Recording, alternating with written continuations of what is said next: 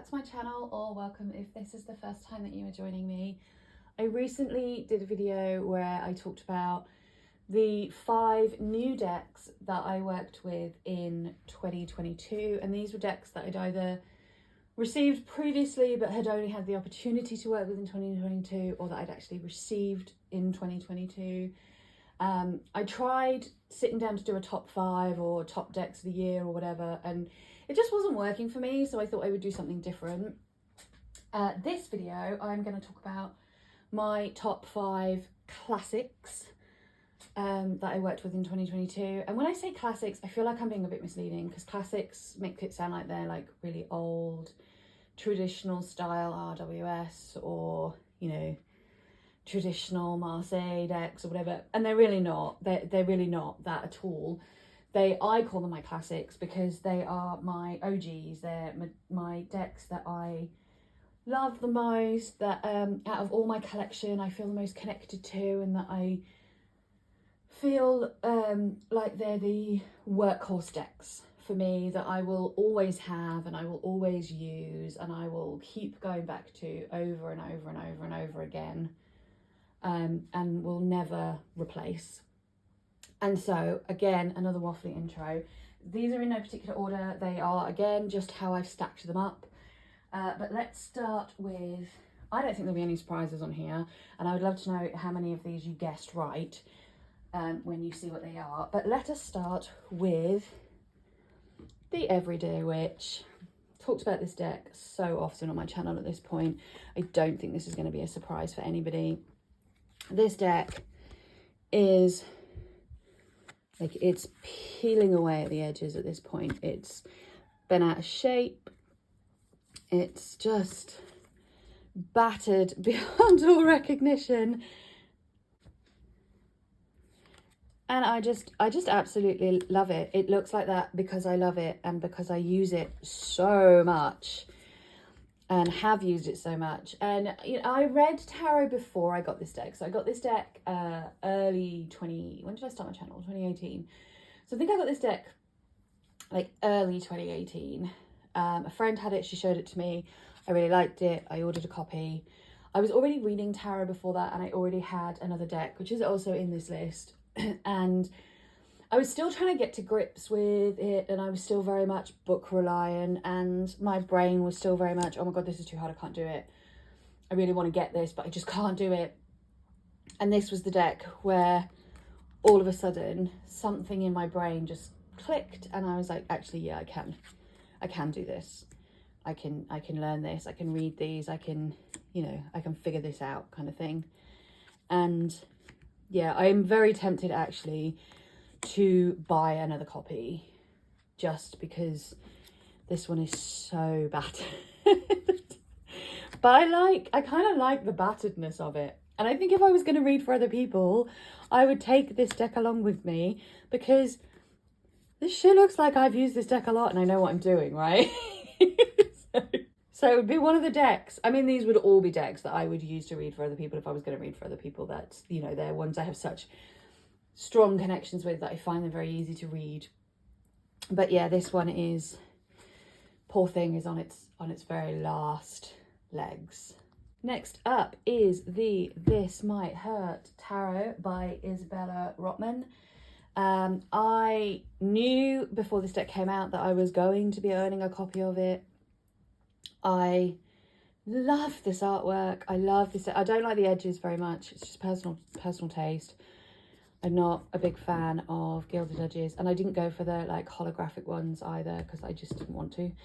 I'm still very tempted to trim them, but I don't know if I will, because I don't want to ruin it, and it's an expensive deck. I adore this deck.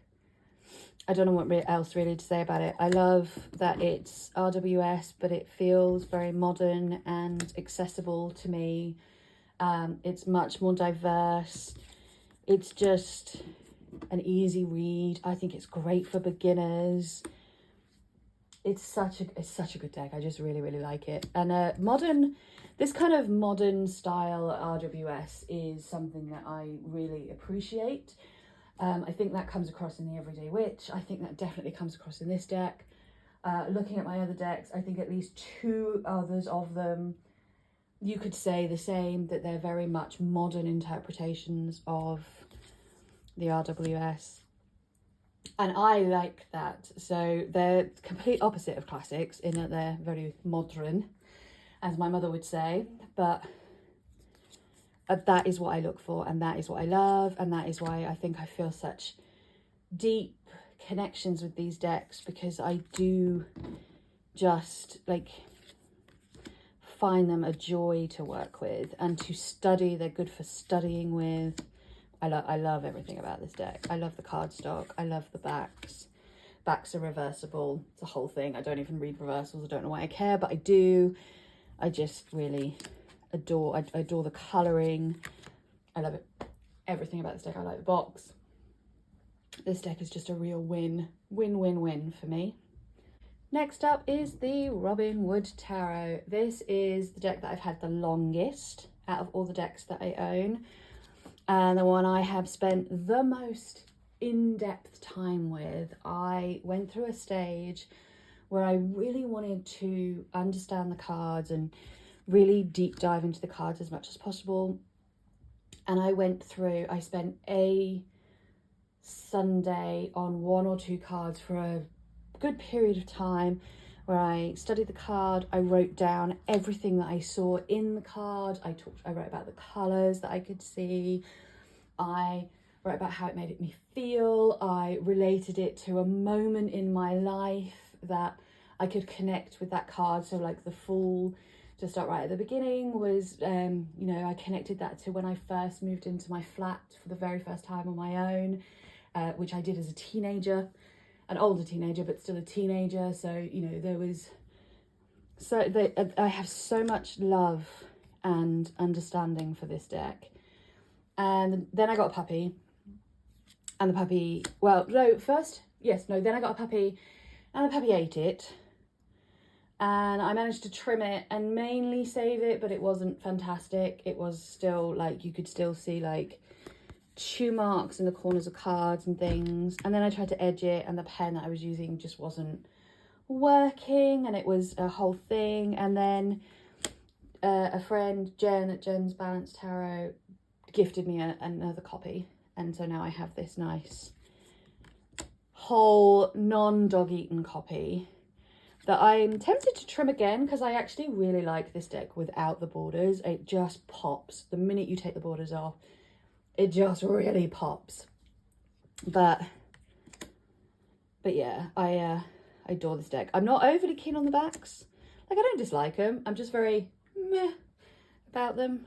But on the whole, I love the colour palette, and I love the art style. And, you know, I just really adore this deck. Really, really adore this deck. I have such a deep connection. This is my ultimate workhorse deck. Next is the Modern Witch by Lisa Sterl, sold by Liminal 11. I don't love the cardstock of this deck. It's a bit too plasticky for my taste. It is a little bit difficult to shovel. I have arthritic hands. I have like painful joints in my fingers and stuff, so that cardstock is difficult for me. But I compensate for that by the fact that I just really love this deck. Again, I really like the backs of this deck. I love the colouring. I love that it's a lot more diverse than we normally see in a traditional RWS. I love that it is, for all intents and purposes, a clone, but a modernised one. I'm not a huge fan of Pamela Common-Smith's art style.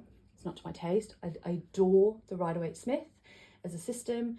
I love her choice of imagery for every card, and I have been looking for such a long time for a deck that kind of retains that imagery but speaks to me and the world that I live in and my understanding of the human experience, because ultimately that's what I think a tarot deck is. And I think that this deck ticks that box for me very much. And I just really, really love it. again, I'm not keen on the cardstock. And the box is like, the box is a limited 11 one, but from before they did the tabs at the bottom. So you have to squeeze it when you pick it up. It's one of these, like, this is a really boring piece of information, sorry, but I care. It's one of these like slidey ones. And if you don't squeeze it when you pick it up, then it just all falls out and it's a whole thing, which I don't love, but I can live with. Like, it's not the end of the world. But yeah, love it. Love it, love it, love it. And then last but not least, we have the Light Sears Tarot by Chris Ann. Again, I've talked about this deck before. I love this deck. And I've talked before about how I call it my boho chick deck. But also, there's so many people that I've heard talk about this deck and how it's a very youthful deck and how it has this really young feel about it. And I don't really get that from it at all. For me, this deck has a much more a feeling of maturity and the freedom that comes with age and experience and getting to that point where you embrace yourself wholeheartedly as you are, without worrying about how much you're going to fit in and which groups you belong to and what other people might think of you. You know, this for me represents my over 35 period when I really started to come into my own as a person, I feel like, and really developed a sense of freedom in my sense of self that I hadn't had, particularly in my teens and my 20s. And so, yeah, it's for me, it has a very different feel than it seems to have for a lot of other people, which is what I love about tarot, because it's so subjective and it's all ultimately about feelings and connections, right?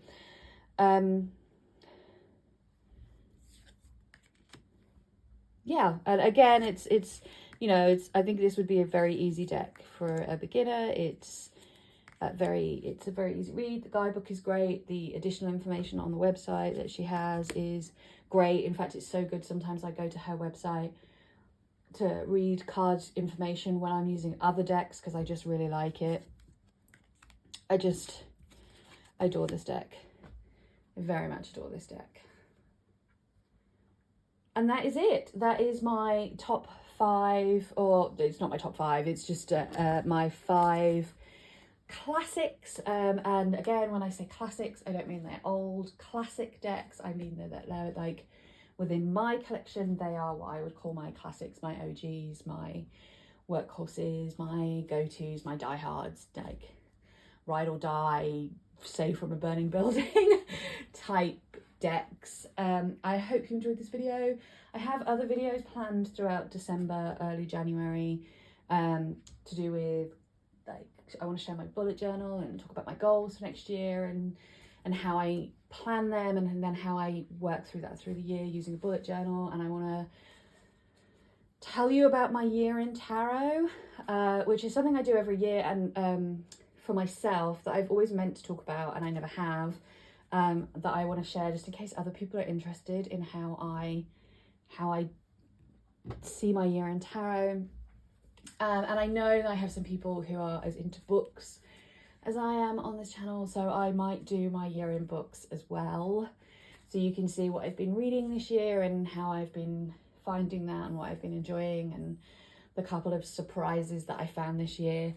So if you're interested in any of that, let me know. If there's anything else you'd like to see me do or talk about, let me know. Otherwise, I'll see you all very, very soon for another one. Take care, everyone, and lots of love. Bye-bye.